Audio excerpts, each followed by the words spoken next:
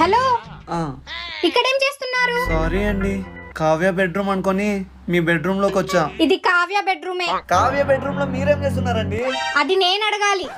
కావ్య ఒంటరిగా పడుకోవాలంటే భయం అంట, సో నేను తోడుగా పడుకుందామని వచ్చా. మీ తోడు ఎవరికి అవసరం లేదు, పదండి. అమ్మని దాక్కున్నావా? చెప్తా. ఏంది దోమ? నాతోనే ఆడుకుంటావా? ఈరోజు ఎలాగైనా నా చేతుల్లో సచ్చావే. అంటే దాక్కుంటే వదిలేస్తాననుకున్నావా? ఏ సచ్చింది పెద్ద దోమ. ఈ దోమ ఇంకా సచ్చినట్టు లేదా? ఇట్లా కాదుండు. ఏ